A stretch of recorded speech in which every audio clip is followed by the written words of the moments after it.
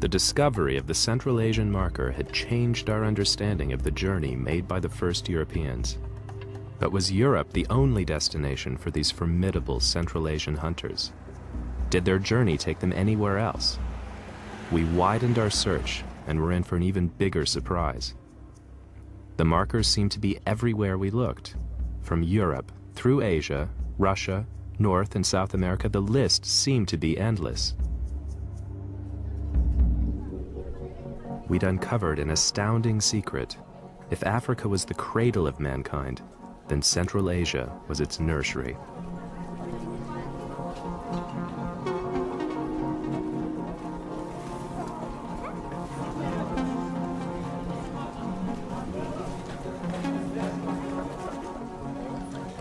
A bizarre sea of faces.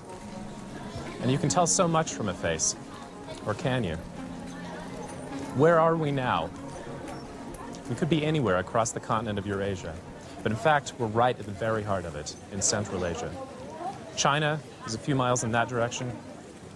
Afghanistan a few hundred miles to the south. This is really the crossing point, the central part of the continent of Eurasia. And I've come back for a very special reason. Hidden in the samples of those 2,000 Central Asians was one extraordinary individual. His name is Niazov, and he's directly descended from the man whose DNA, 40,000 years ago, had a tiny spelling mistake, the Central Asian marker. This genetic marker has spread throughout the Northern Hemisphere and been inherited by over 1 billion people. Branches of Niazov's ancestors went on to people Europe, parts of India, Russia, and America. But Niazov's family has always stayed here. Analyzing his DNA for the first time was an extraordinary moment. In an instant, I knew we'd discovered something very important. Now we're going to meet him. After nearly 2,000 generations, Niazov still lives in Central Asia. I'm excited about meeting him again, now that I fully understand the history he holds in his blood.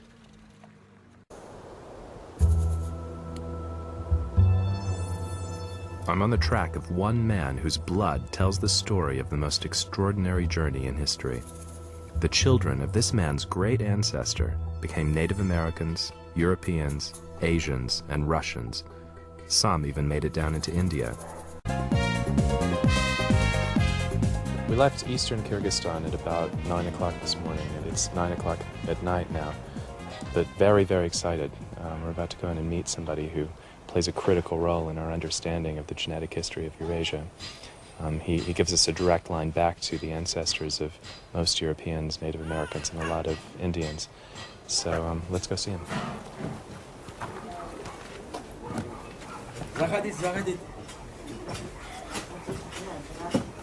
Niazov? Здравствуйте. Очень приятно.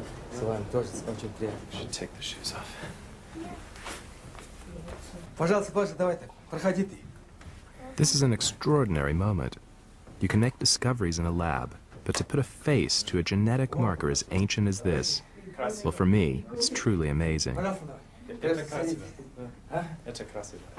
He may be shorter than I am, but he's a genetic giant in our history. I'm gonna have to give him my blood speech, though. Hope it doesn't put him off. What if I told you that your blood takes us back in history 40,000 years? Your lineage takes us back to the very first Central Asians, before Uyghurs, before Pamiris, before Tajiks, the very first people who lived here. Do you know what DNA is? Вы знаете ДНК? He have heard. So it's the blueprint. That it's your instruction book. It's how to make То есть это another version ДНК of you. дает вашу детям. Now, the thing that we've been studying is known as the Y chromosome. And this is a small piece of DNA that doesn't really do very much except to make you male. So your Y chromosome you got from your father. Чтоб чистый. То есть вы Чистый. Вот мой отец. Pure. This is a picture of his father. Вот отец. Вот В который центре, да? А это дедушка. And a grandfather. Дедушка. That's great. Father and grandfather. That's fantastic. So that is a lineage, okay? Your Y chromosome came from him to him to you. Now, if we trace back even further, so we go from you to your father, to your grandfather, Если to мы his father, проследим, and so on and so on and so on, back through nearly 2,000 generations. If we do that, we reach a single man, one man. то есть, когда мы это делаем, то есть вы, допустим, один человек, берем как человека, Who was living in southern Central Asia. который живет в центре Средней Азии, то есть Евразии, в центре континента. Мы живем, да? Да, Средняя Азия. Сердце. Сердце. Around 40,000 years ago. Now, this was a very important man because Потому что he is the ancestor of Europeans, Native Americans, and many, many Indians. So I can tell you with absolute certainty я that могу вам точно вот сказать, с полной уверенностью. your Y chromosome and his Y chromosome and his Y chromosome, they've been here for 40,000 years. Спасибо. Thank you. Мой кровь из нас чистый. That means my blood is pure. So congratulations. Поздравляю. Very interesting blood. Я вам благодарен, что вы издалека пришли. I'm very thankful that you came from the far. Большое спасибо. Thank you very much. Well, thank you for meeting Я with так us. боялся, что они меня делают. Turned out the poor guy thought a doctor was coming to tell him he had cancer. No wonder he looks relieved.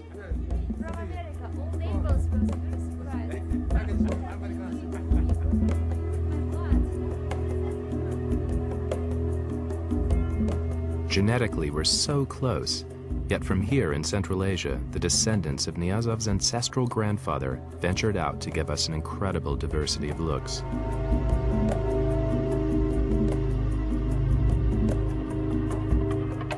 One group traveled west along the plains of Asia to become the first Europeans. But one branch of Niazov's family reached the Americas. Their children are the Native Americans, from the Inuit to the Incas.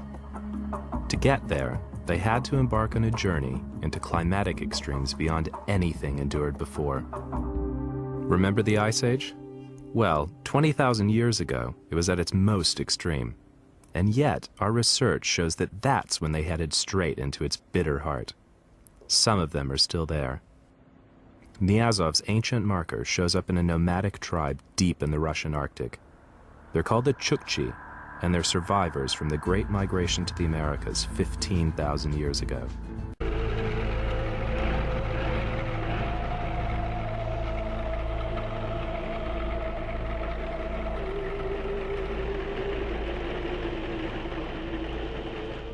They look so pleased to see us.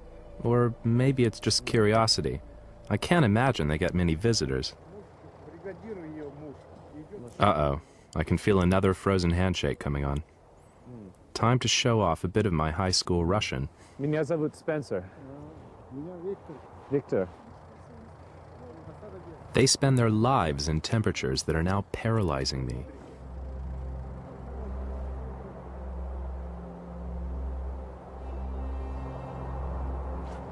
Looking around here, I'm struggling to comprehend it all. Somehow, they're better able to cope with the cold. And Nina Jablonski knows why. The Chukchis are a classic example of what has been referred to in human biology as Bergmann's and Allen's rules. That is, in a very cold climate, the surface area of the body will be reduced and the length of the appendages will be reduced. So the people tend to have shorter arms and legs, shorter fingers, and a shorter and rounder trunk to reduce the surface area through which heat can be lost. In that way, they're wonderful furnaces, as it were, for preserving their own body heat. The Chukchi's ancestors had followed the reindeer eastwards. After thousands of years, they ended up here, at the eastern tip of Russia. But they couldn't go any further and were forced to make this inhospitable corner of the world their home.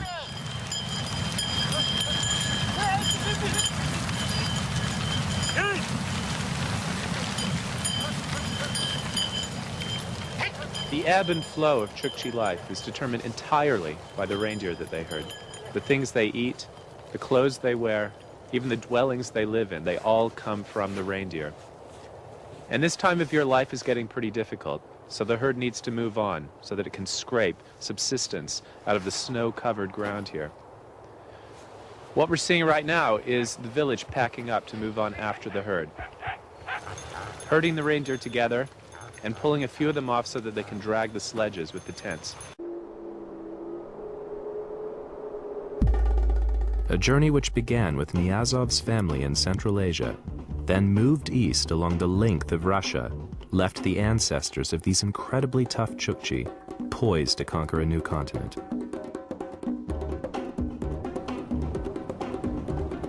But there was a seemingly impassable barrier to their route. The frozen reaches of the Bering Sea separate Russia from the Americas. We're here at the Bering Strait, and it is unbelievably cold here. Clogged with ice for about 6 months of the year. Not even an icebreaker can get through. And yet we know that the ancestors of the Native Americans made it through here about 15,000 years ago at the height of the last ice age. How could they have made a trip like that? As temperatures fell and sea levels dropped, a new landmass called Beringia was exposed from beneath the Bering Sea. This new land connected the Russian Far East to Alaska. The reindeer headed for new pastures.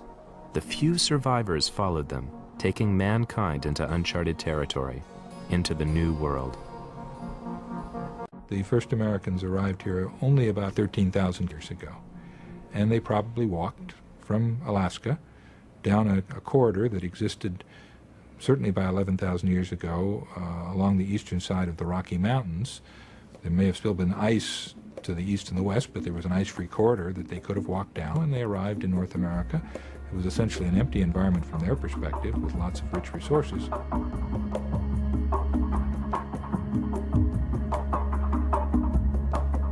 After 10,000 years of struggling through the tundra, these Arctic hunters hit the jackpot. As the ice gave way to the rolling prairies, they found a new land in which to live and prosper.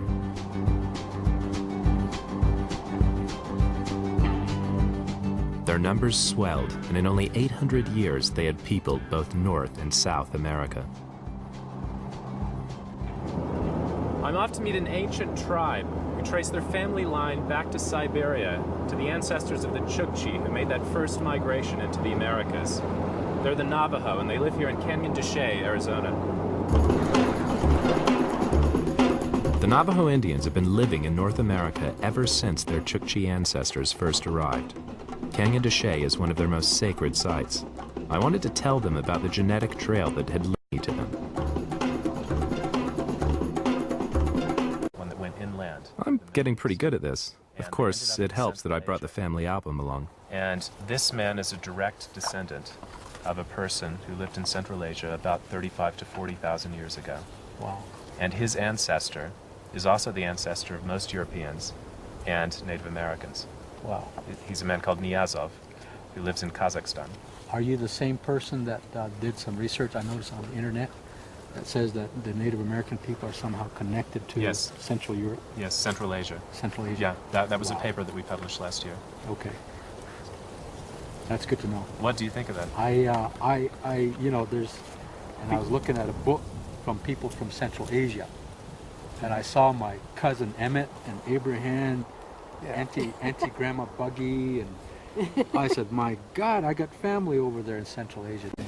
These are the Chukchi people, and they're your They're still distant in cousins. Siberia. They're still living in northeastern Siberia. I visited them recently Oh, they're the ones that have the this reindeer. with the reindeer. Yeah. reindeer. I've seen them on TV. Their home is... They're Yeah, the home looks like a looking. teepee. My story about the journey of man came as no surprise to these Navajo. The idea of migration had been central to their own creation story since the beginning of time.